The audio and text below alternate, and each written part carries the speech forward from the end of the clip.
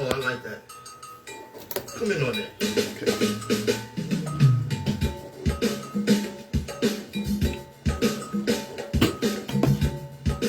Oh, that's fun. WHGE 95.3 FM. Coming up, the Open Eye. Yeah. Good job. Yeah.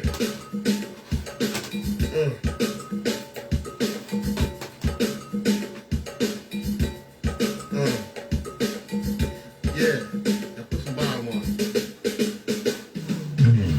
Oh yeah. Stay funky now.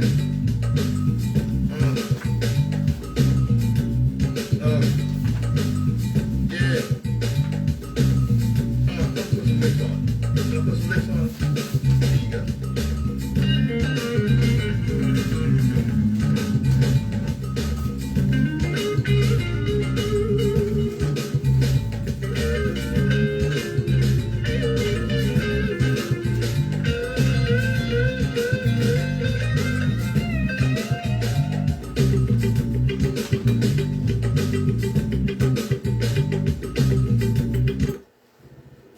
All right, here we go.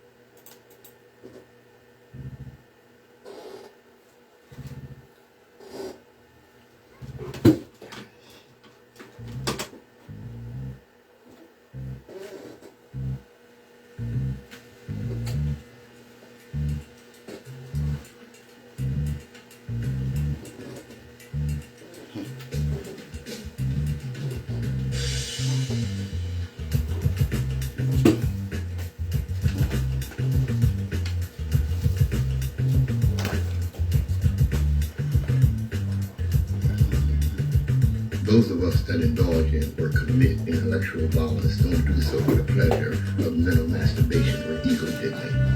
We do so because the chains of oppression on people's minds are deep and difficult to remove.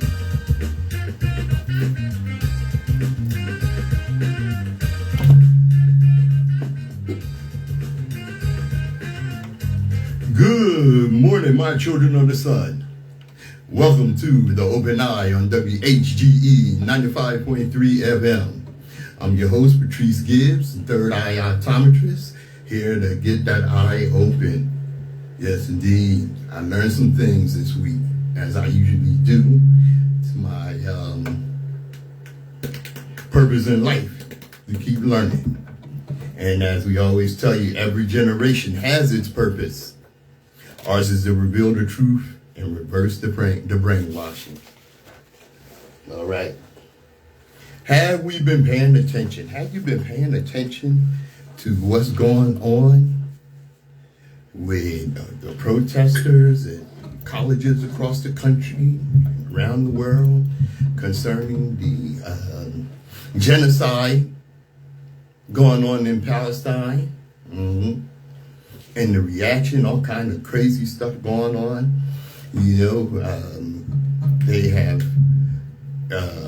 Congress has passed a bill to expand the meaning of anti-Semitism.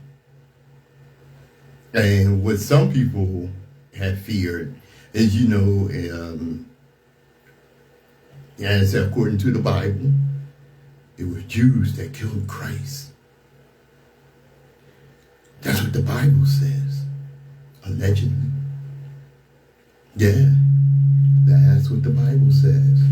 And with that being the case, and with them expanding the meaning of anti-Semitism, eventually what Christians and nationalist Christians and what have you fear is that eventually they will outlaw the Bible. Yeah. And if you watch these protests, you know, one of the things that stands out to me, I saw a Muslim woman And she was just walking by the protest. And these group of pro-Israeli activists, am I kidding? I'm not kidding. Pro-Israeli genocidists. That's the word. Yeah, they pretty much attacked her. They attacked her. You know, blocked her path and what have you, and said all kind of racist stuff to her. And the cops stood there and watched. You're on the wrong side of the issue. The powers that be will let those that they feel on the right side of the issue do any damn thing to you. You know, and some of these protesters, the groups, have been infiltrated by who knows who.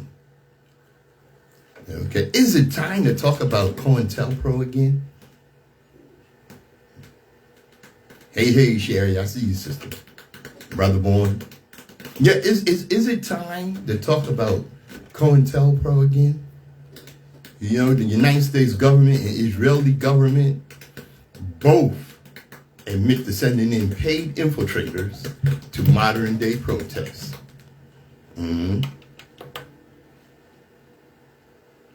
Paid infiltrators. When they do this, they do not have to disclose they work for the state or law enforcement. These folks collect information, they disrupt internal organizing, and they act as bad faith protesters. Hey, Darlene, I see you, sister. And they do that to give the protest a bad image. You know, they use slurs, break windows, start fights.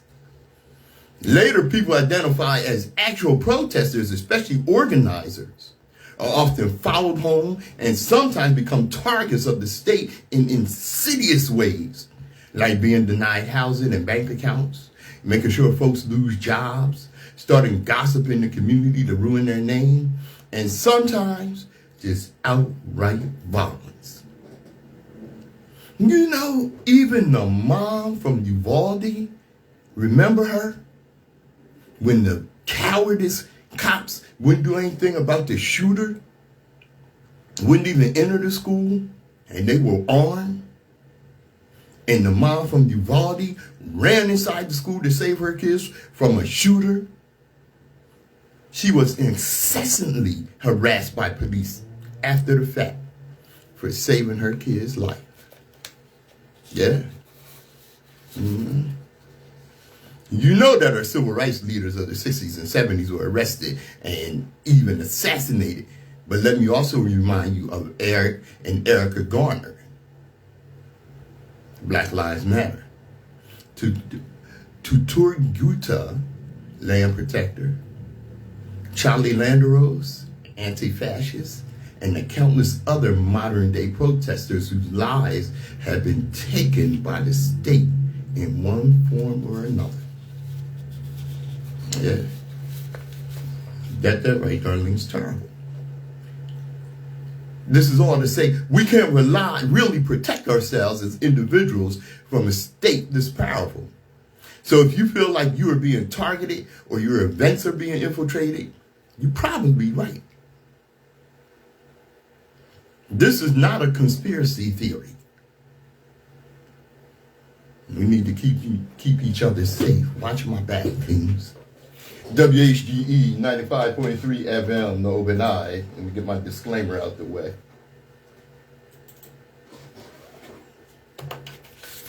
The views and opinions expressed on Open Eye are those of the hosts, guests, and contributors, and do not reflect the policy or position of WHGE 95.3 FM, nor our sponsor, the Delaware Center for Homeless Vets. Any content provided by Open Eye's hosts, guests, or contributors are theirs and are not intended to malign any religion, ethnic group, company, or individual. WHGE 95.3 FM. You're learning on Open Eye. You know, this is a quote from poet activist Sonia Sanchez. Don't know her, look her up. She's something else. She said, Negro is an interesting word. This country couldn't call us Africans because if it had, we would have understood some things about ourselves. We would not have been this Negro America constantly enslaved even after slavery. It would have given us a sense of community, of continuity. So they had to say color and Negro and the N-word to keep us in our place, to remind us that our history, that we were from this country. No. You know, and when I say watch my back, because I ain't going to shut up. Our ancestors paid a tremendous price for us to be able to speak out against injustice. We don't have the right to be silent. No, we don't. Speak up by all means. Don't be scared. WHGE 95.3 FM. Open eye.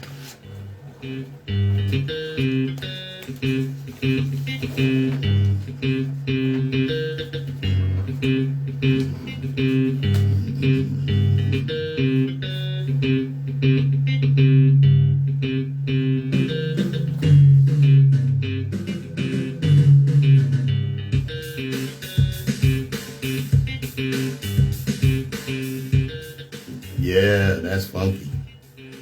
Name of that is Easy Slick. It's by Patrice Gibbs. All right. Purpose.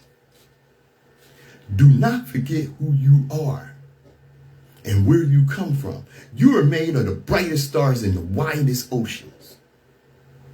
You are made of the highest mountains and the tallest trees. You are made of magic and dreams, wishes and light.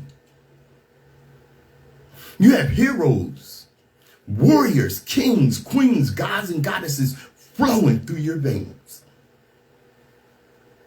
You come from infinite possibilities and incredible odds. You are here for a reason. Yeah. You know, I remember my co-worker when I worked in a clothing closet. And where we worked at, the slogan, because, you know, we worked with lower income people. And the slogan, which he took to heart, was do not treat the poor poorly. Now, he was a generous, kind man. You know, the things I liked about him. Trying to be that myself. And don't take my kindness as weakness. Kindness is not a sign of weakness. It's a reflection of inner strength and empathy and resilience in a world that can be harsh and unforgiving. Kindness is really a superpower. It's a beacon of light that cuts through darkness. So don't mistake my kindness for naivety. It's a conscious choice to spread love, to uplift others, and to make the world a better place. Because in the end, kindness is not just a virtue, it's a revolution. Let kindness be your strength and your shield and your legacy. I got that from the TikToker that calls herself the Petiani. She's something else. WHGE 95.3 FM.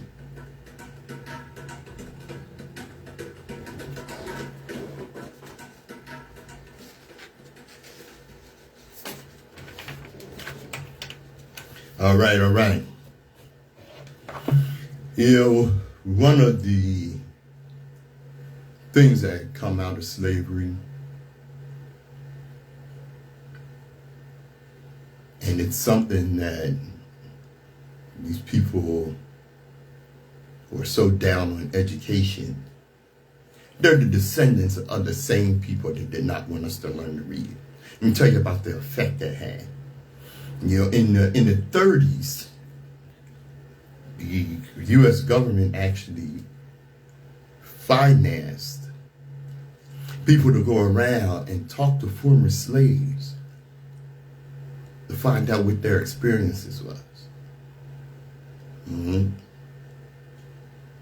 you had people that had been enslaved that were still living in the 30s, like Jenny Proctor. And Jenny Proctor said, none of us was allowed to see a book or try to learn. They say we get smarter than they was if we learn anything. But we slips around and gets hold of that Webster's old blue back speller and we hides it to way in the night. And then we lights a little pine torch and studies that spelling book. We learn it too.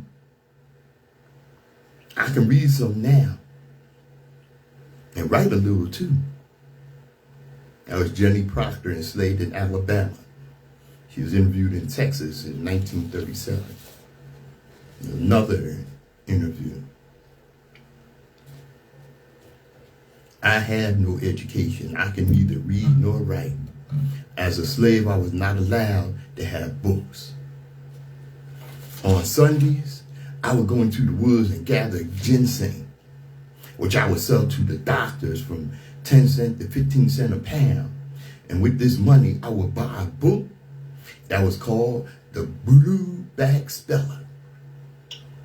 Our master would not allow us to have any books. And we were lucky enough to own a book. We had to keep it hid. Because if our master would find us with a book, he would whip us and take that book from us. After receiving 3 severe whippings, I gave up and never again tried for any learning. And to this day, I can neither read nor write. It's George Thompson, enslaved in Kentucky. He's interviewed in 1937 in Indiana. Education is dangerous. That's why they put such controls on it. Yeah, he put some serious controls on it. I'll tell you something. What does school really teach children?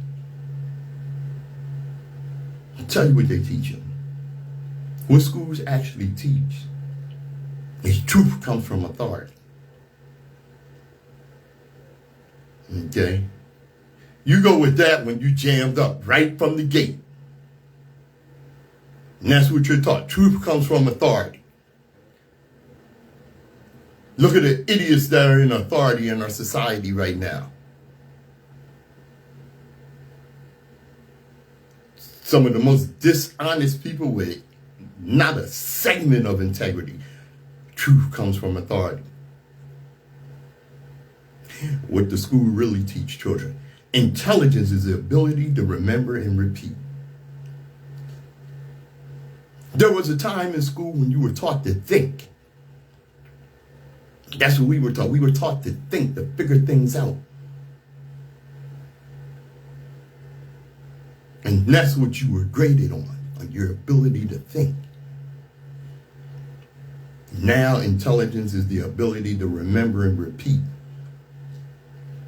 Accurate memory and repetition are rewarded.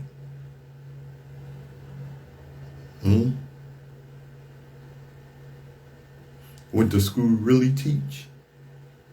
Non-compliance is punished. If you're not a conformist, if you don't conform, you'll be ostracized and pushed out. You know? Yea, as I walk through the valley of conformity, I fear those that would punish me for having a mind of my own. Conform intellectually and socially. That's what they're teaching. WHGE 95.3 FM, the Open Eye. I got some more education for you. Oh. Come on.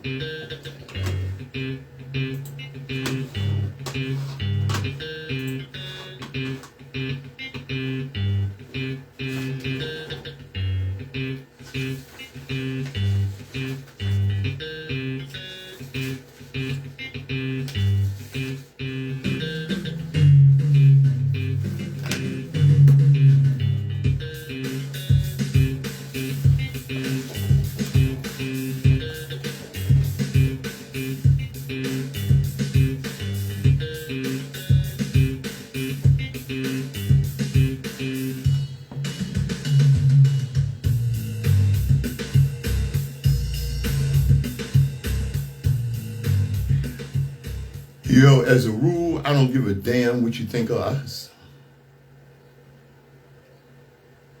But sometimes I gotta pay attention of what it is you do think of us. Because it can have an effect on policy, especially if you're in a position of authority.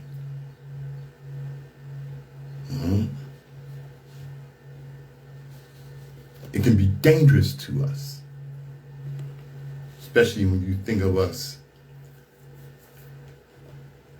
in askance. You have a low opinion of us. I'm silly enough to believe that I can't think it through. Okay? I bring that up because of the backlash that the governor of New York got for some dumb ish that she said. New York Governor Hochul was slammed after saying black kids in the Bronx don't know what computer means. Okay? Black kids in the Bronx. I'm gonna break it down some, but first let me tell you what happened here. A controversial remark about black children in New York has put New York Governor Kathy Hochul in the hot seat. While discussing the need to bring AI technology jobs to black and brown communities at the Milken Institute Global Conference on Monday, Hochul said, right now, we have young black kids growing up in the Bronx who don't even know what the word computer is. Are you kidding? And of course, the governor's comment was quickly condemned by New York lawmakers, including Assembly members Karen Reyes and John Sakaro, who represent the Bronx in the state legislature. It's racist and ignorant, Michael Blake, a former New York assemblyman from the Bronx, told the Grill. It's incredibly disheartening that when at a conference talking about the potential of AI and how it can empower lives, the example that came up was saying that black kids in the Bronx don't know what a computer is. Okay? Let me tell you something first of all about kids. Now, a phone is basically a handheld computer. Matter of fact, as I think back, the phone that I have right now has more storage space and more memory and more power than my PC that I had like around 2000. And you know what? I have plenty of friends, older friends, when they can't figure out something on their phone or their tablet or their laptop, they go get one of them kids. One of them kids, one of them grandkids. Because they know how to work it.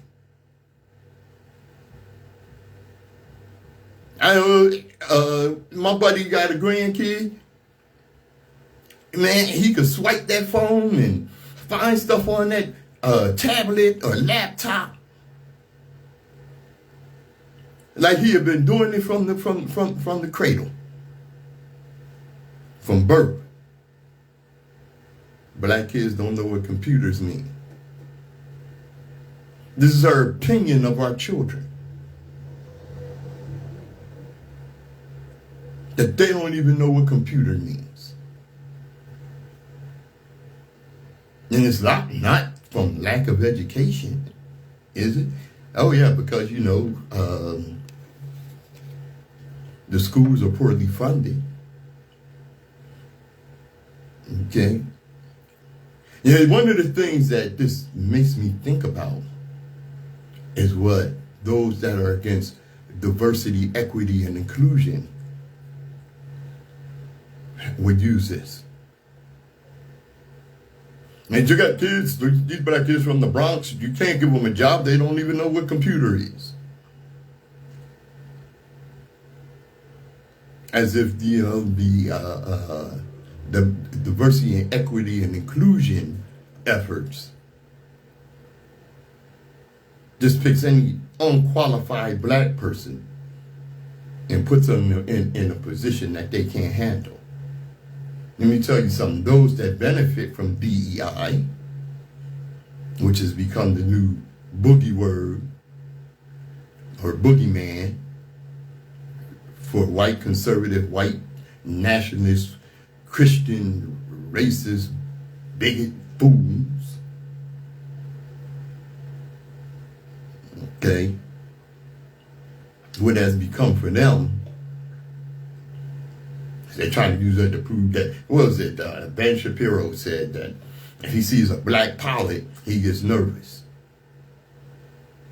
Ben Shapiro, a man of mediocrity, who would not even make it in society if it weren't for white supremacy, wouldn't even have a platform, doesn't deserve to have a platform, benefits greatly because white supremacy dictates that those that are mediocre are viewed as qualified. Jeez Louise. Now you look at the education system, and sure plenty of you have heard of the school to prison pipeline. Okay. Now I see Sister Darlene, she said she told her niece to ask Google if you want to know certain topics. Yeah. And they are, like I said, they are very hip to that. Mm-hmm. Now I say, you know the school to prison pipeline. You go in some of these schools, and not some of them, most schools, and it's all concrete. Everything is concrete. And all your activities are controlled by bells. They ring the bell to start the school day. They ring the bell to change classes. They ring the bell for you to go to lunch. They ring the bell for you to go to recess. They ring the bell for you to come in from recess. They ring the bell to end the day. Same thing in prison. They ring the bell for you to take a shower. They ring the bell for you to have breakfast. They ring the bell for you to go to the yard. They ring the bell for you to have lunch. They ring the bell for lights out. You know, it's no secret that cities and states use 3rd and 4th grade math and reading scores to determine just how many jails and prisons that they would need in a certain area. But have you ever asked yourself just how they are able to determine and predict incarcerations from some test scores? Hold on, I'm going to tell you. Mm-hmm. They're using something that is known as the Matthew effect. Okay, what is the Matthew effect? The Matthew effect states that if your child does not learn certain key fundamental skills by the 3rd grade, chances are they will never learn them, and the gaps that they have will continue to grow. According to statistics, illiteracy leads to higher crime rates, and higher crime rates lead to higher incarceration. So if they take those test scores within the area of the 3rd and 4th grade, and they see that they are low in reading and low in math, well, that tells the state, that tells the city that more prisons and more jails need to go up Because these third and fourth graders statistically will be illiterate, which means higher crime rates, which means higher incarceration. And this goes on as they ban books. This goes on as they dumb down the education. This goes on as they increase the push-out rate in schools. Notice I don't say dropout, because most of these students are pushed out. And this goes on. And you wonder why we have a school-to-prison pipeline.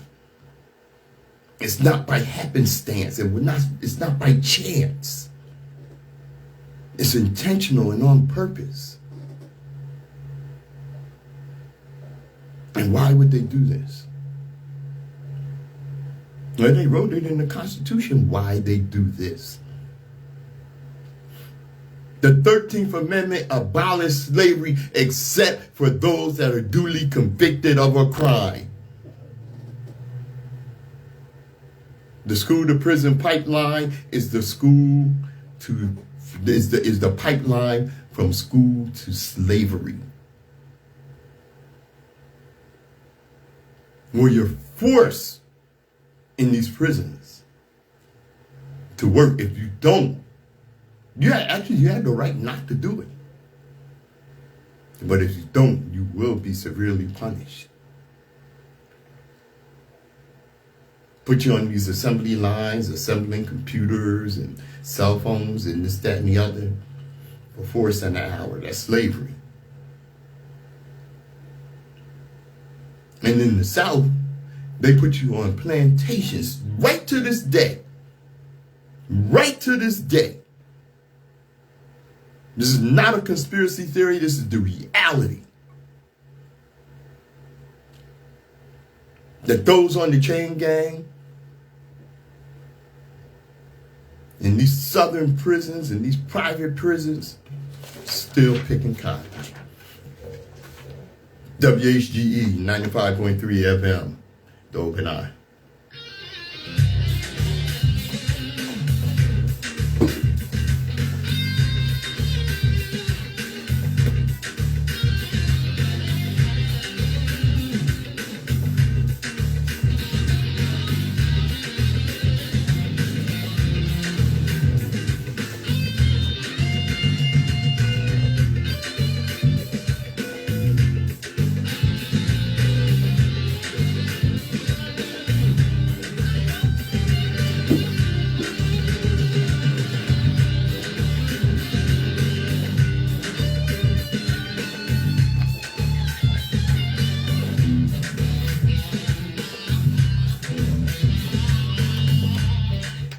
Can you just let it go? They keep bringing it up. But man, get over it. Yeah. I'm not talking to us. I'm not quoting them. I'm telling them. Yeah, that's right. I'm telling them. What do I mean? I mean stuff like this. Virginia board votes to restore school names honoring the Confederacy and rewrites history to justify it. Damn, can y'all get over it? You got your ass kicked. That's what happened. I'm so determined you still keep bringing up the Confederacy. You lost. You were on the wrong side of history. Get over it. Damn. On Friday morning, school board members in Virginia's, Shenandoah County voted to restore the names of 2 schools that had previously been named for leaders of the Confederacy up until 4 years ago, when they had been changed to names that didn't honor people who fought for the preservation of the cruel, brutal, exploitive, racist, intergenerational oppression and forced labor of black people. And of course, in true white and delusional conservative fashion, they are rewriting history in order to justify changing the schools' names back. According to CNN, the vote, which began Thursday to restore the names Stonewall Jackson High School, which honors Thomas Stonewall Jackson, and Ashby Lee Elementary School, which honors Robert E. Lee and Turner Ashby, resulted in a 5-1 victory for people who believe racist warriors for black bondage deserve to be commemorated. Predictably, community members who were in favor of the restoration of the school names worked their hardest at justifying the move to re-honor the legacies of Confederate generals, commanders, and soldiers by making those legacies about anything other than the failed fight to preserve slavery. I ask that when you cast your vote, you remember that Stonewall Jackson and others fighting on the side of Confederacy in this area were intent on protecting the land, the buildings, and the lives of those under attack, one woman said. Preservation is the focus of those wishing to restore the names. See, this is some truly calcified mental gymnastics right here. Jackson, Lee, and Ashby certainly did fight to protect the land and buildings which were built and maintained by way of slave labor. Okay? Confederate labor certainly did protect people whose lives were under attack, though not the lives of those who were living and dying as physical property of white people, having their future generations of children born into lifelong servitude, having their heritage stripped away from them, being torn away from their families and being forced under threat of physical punishment and or death, the work day and night for white people to profit off of their free labor. Those people were absolutely under attack, but they weren't considered people at that time. And of course, a lot of them don't consider us people now, so they didn't count. And to most of them, we still don't. Perhaps the most insulting part of the unidentified community members' revisionist nonsense was her use of the word preservation to describe what the country wants for the schools in honor of those who fought for the preservation of black torture and servitude. Because don't get it mixed.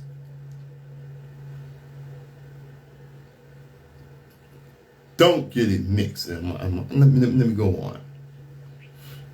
Why are we here tonight to go back to a time in history that was very cruel, where hatred and racism continued throughout this country and throughout the United States, as Gene Kilby, the last surviving son of James Wilson Kilby, a Virginia civil rights activist who helped desegregate schools in Virginia. Is this the type of legacy you want to put in Shenandoah County's public school buildings? Yes. Yes, it is. Yes, it is. They won't admit it, though. You know, they give you that crap about, and this is what I mean. They give you that crap about, it was about states' rights. Okay. That's not what the leaders of the Confederacy said. They specifically, explicitly said they seceded from the Union because they wanted to maintain slavery. In the years since 2020, this is from CNN, the killing of George Floyd, the names of Confederate leaders, Confederate monuments, and symbols have been removed from numerous schools, universities, military facilities, and even the Washington National Cathedral's windows. Nearly 4 years ago, Shenandoah County School Board made such a decision and moved to rename Stonewall Jackson High and Ashby Lee Elementary School. That 2020 move was part of a resolution condemning racism and affirming the district's commitment to an exclusive school environment. The schools have been called Mountain View High School and Honey Run Elementary School since July 2021.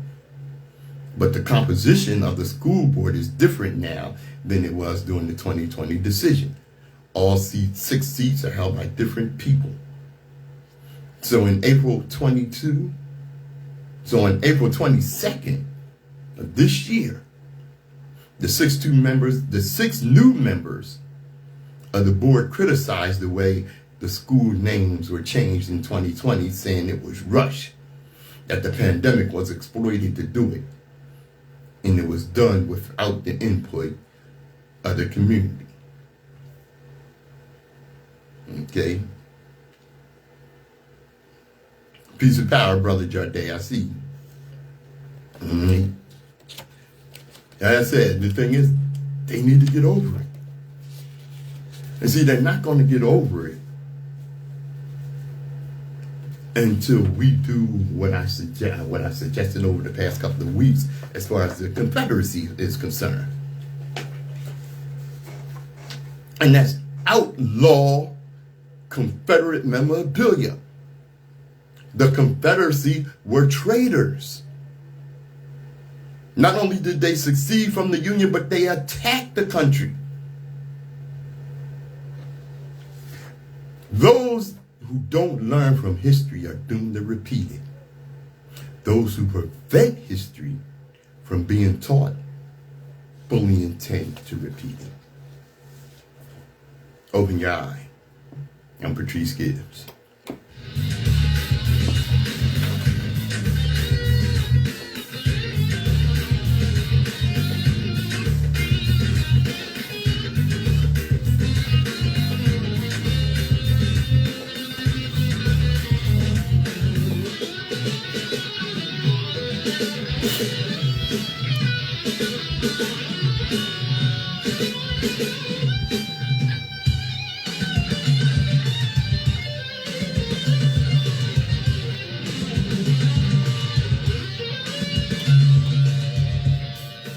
WHGE 95.3, the Open Eye.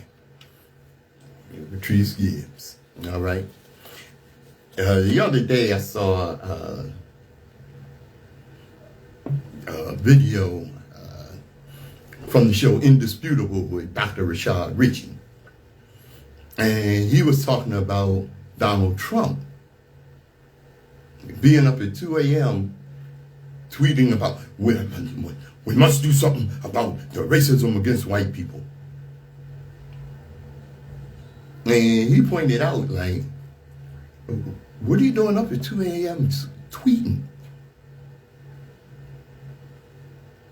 You know, what are you doing up at 2 a.m. tweeting? Or whatever it is. Got so many people that do that. And you wonder about people up at 2 o'clock in the morning thinking up stuff. You up 2, 3, 4 o'clock in the morning, either you don't sleep or you're doing something, using something to keep you up.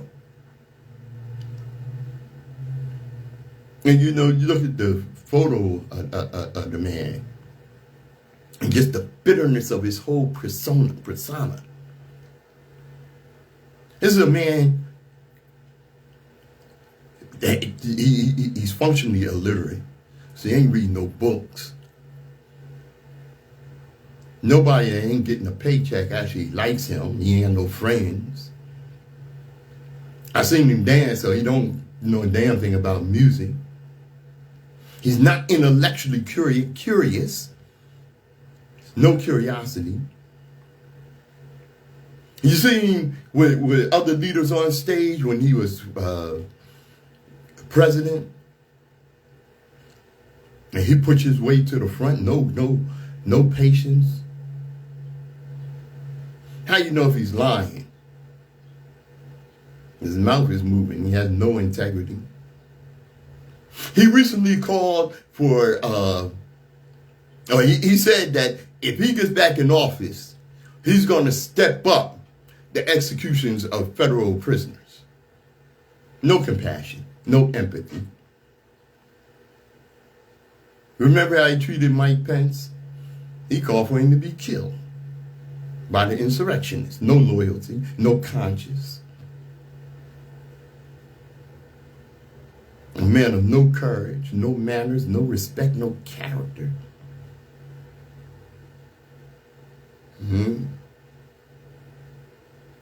Obviously, no morality, no honor.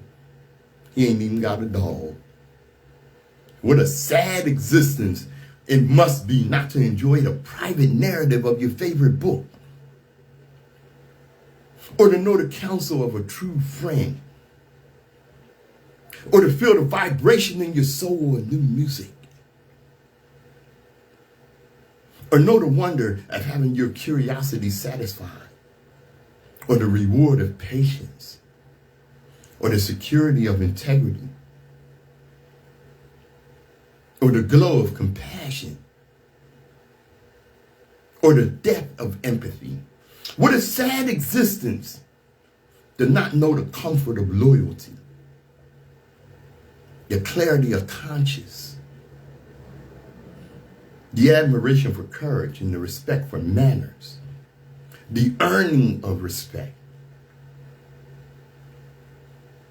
What it is to have the strength of character and the trust that comes with morality, the chivalry of honor, or just the love of the wagging tail of a dog.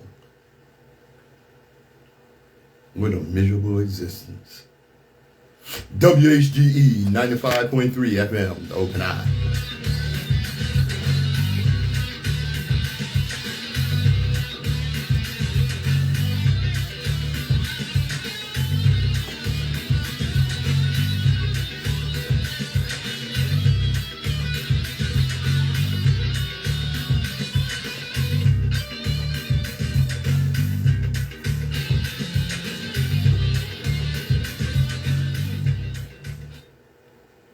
Right on.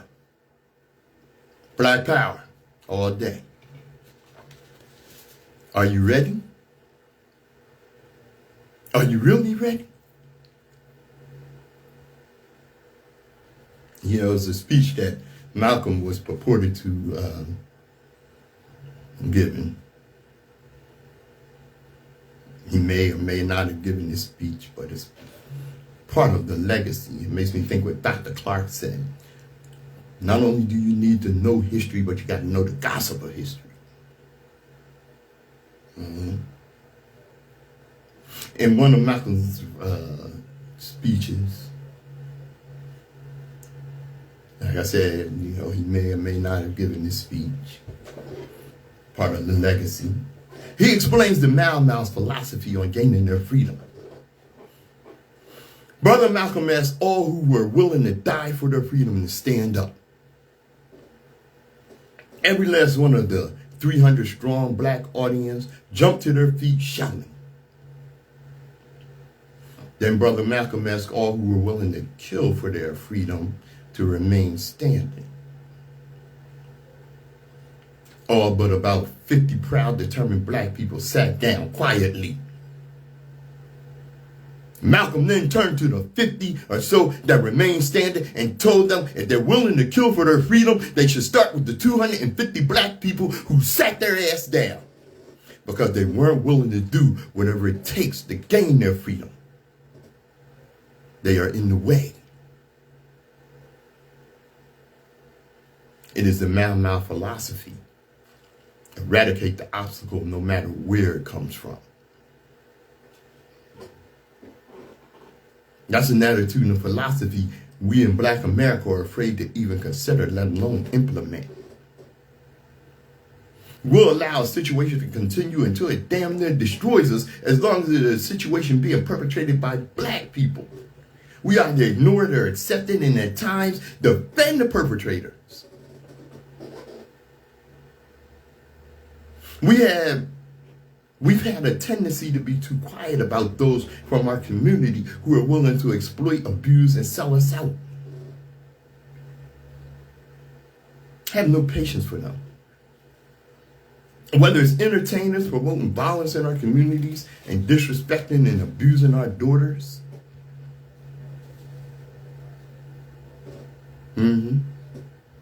or slimy religious leaders scamming our people. Have no patience for that. Whether it's crooked politicians or pseudo-journalists willing to objectify or stir up black people for a career boost or worse. So-called community activists who come with promises of jobs and education or training, collect a quick buck, fulfilling no promises, and get their ass out of the community with the quickness. You can no longer afford to turn a blind eye to mealy-mouth or be lenient with those who by word or deed show themselves to be our enemy, especially when they come from our own community. Perhaps it's time we adopt the Mau philosophy on dealing with anyone who will support the oppressor's plan to destroy our communities and our people. Eradicate the obstacle no matter where it comes from. Sounds harsh, but sellouts and exploiters are part of the problem. A Mau.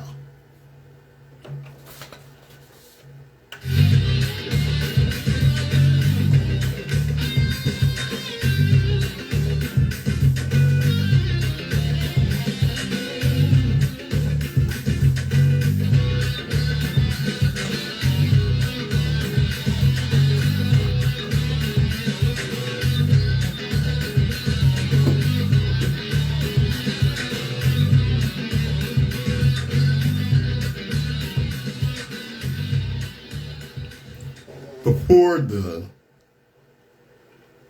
soil of America could tell our story, it would have to cough up our blood first. How long? Not long. Are we sure? How long? Too damn long. How many times do we have to go through this? What am I talking about? Okay. I'm talking about the airman shot by deputy. Yeah.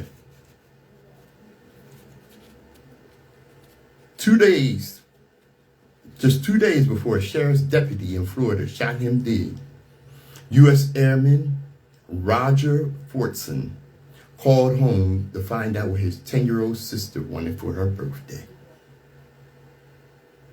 It was a typical gesture for the 23-year-old from Atlanta who doted on the girl and was devoted to helping her, a younger brother, and his mom prosper, according to his family. He was trying to give me everything that I never could give for myself, his mother, Shanmiki Fortson said. This is at a news conference in Fort Walton Beach where her son was living when he was killed. He was her gift, she said. The man who taught her to love and forgive and serve as her co-worker and counselor. And Oskaloosa County Sheriff's deputy shot Fortson last Friday. Sheriff's officials say he acted in self-defense while responding to a call of a disturbance in progress at an apartment complex. But civil rights attorney Ben Crump, who is representing the Fortson family, has accused the deputy of going to the wrong apartment and said the shooting was unjustified. The Florida Department of Law Enforcement is investigating. At a news conference, Mrs. Fortson held a large framed portrait of her son in dress uniform. He joined the Air Force in 2019, the same year he graduated from Ronald McNair High School, a majority black school in metro Atlanta's DeKalb County. where roughly half the students don't graduate in 4 years. Yeah. Air Force service was a lifelong dream, and Fortson rose to the rank of senior airman. He was stationed in Holbert Field near Fort Walton Beach. Where we come from, we don't end up where Roger ended up, his mother said.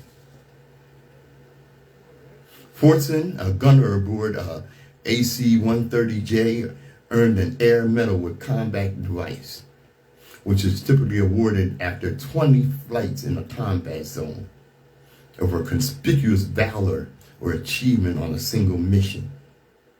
An Air Force official said Fortson's award reflected both completing flights in a combat zone and taking specific action during one of the missions to address an in-flight emergency and allow the mission to continue. The official spoke on the condition of anonymity to provide additional details that had not been made public.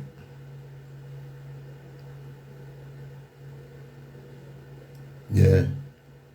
Sister Darlene said so many black men come home from the military to only be killed by a senseless murder in their own hometowns. And this has been going on since blacks have been in the military. Here this man, young man, was at home minding his business. The cops banged on the door. He asked, "Who is it?" They didn't answer. They banged on the door again. He asked, "Who is it?" and looked out the peephole and didn't see anyone. What the hell kind of investigation is this? So he went and got his licensed firearm.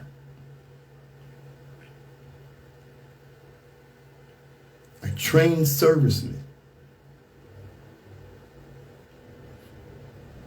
The cops bust open the door, and as soon as they seen him, they shot him.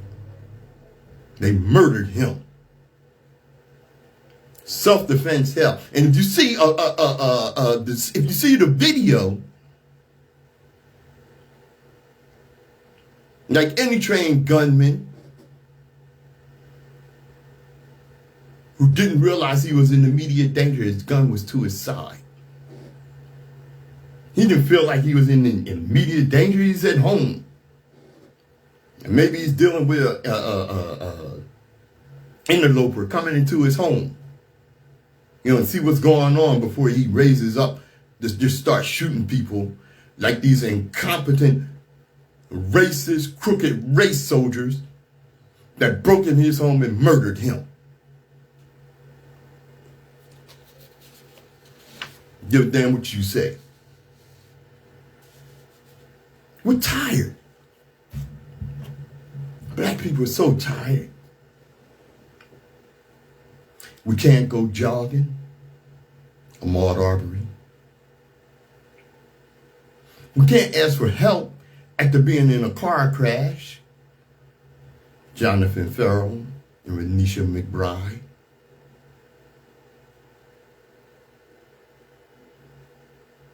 We can't have a cell phone. Stephon Clark. Oh, yeah. Sister Sherry said the danger they faced was the color of his skin. We can't play loud music, Jordan Davis. We can't sell CDs, Alton Sterling. We can't walk from the corner store, Mike Brown. We can't play cops and robbers as children, Tamir Rice. Can't even go to church and worship, the Charleston Nine. We can't walk home with Skittles, Trayvon Martin. We can't party on New Year's, Oscar Grant. We can't get a normal traffic ticket, Sandra Brown. We can't lawfully carry a weapon. Philandro Castile. We can't break down on a public road with car problems. Corey Jones. We can't even shop at Walmart. John Crawford. We can't have a disabled vehicle. Terrence Crutcher. We can't read a book in our own car. Keith Scott. We can't be a 10-year-old walking with granddad. Clifford Glover. We can't decorate a party. Claude Reese. We can't ask a cop a question. Randy Evans. We can't cash a check in peace. Yvonne Smallwood. We can't take out our wallet. Amadou Diallo. We can't run. Walter Scott. We can't breathe. Eric Garner. We can't relax in the comfort of our own homes. Both Sean, Atiana Jefferson, and now Senior Airman Roger Fortson. Damn it, we're tired. I'm tired of making hashtags. I'm tired of dying. We're tired of trying to convince you that our lives matter too. And when I see someone jump up with this forgiveness like they did with the drunk ass hussy that murdered both Sean in his own home, are you kidding me? Nothing in the world is more dangerous than sincere ignorance and conscientious stupidity. And that's a quote from Dr. King. I will not forgive willful ignorance. No way. Yeah, I saw a man who asked how he could justify voting for these corrupt people as bad as things were in his area. He said he didn't mind if it hurt him as long as it didn't help them. That is ignorance and hate on a level that is unforgivable. I will not forgive those that turn a blind eye to injustice. I will not forgive those that are dishonest and about racism and bigotry and behave as if I'm wrong for exposing it. I will not forgive those who continue to attempt to turn back the clock on civil rights and constantly reinforce the structural impediments that still block my people from being free. I will not forgive anyone that thinks a teenage boy got what was coming to him because his murderer decided he didn't know his place. I will not forgive anyone who has a problem with me being outwardly black. And I refuse to sing Kumbaya by myself or with people who have declared me and mine their enemy. I will not forgive anyone who has the paternal arrogance to tell me how I should think and feel about this. I have seen man's inhumanity to man way too up close and personal. God forgives. I don't.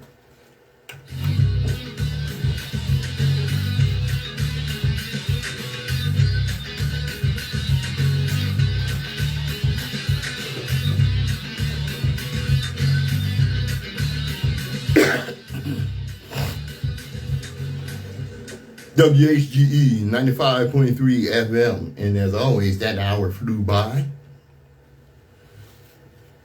Hope you learned something. Hope you enjoyed the show.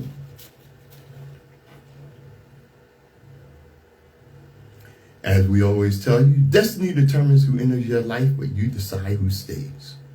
Therefore, value those who value you, and don't treat those as a priority who treat you as an option. This has been Open Eye on WHGE 95.3 FM. I'm Patrice Gibbs. Thanks for joining us.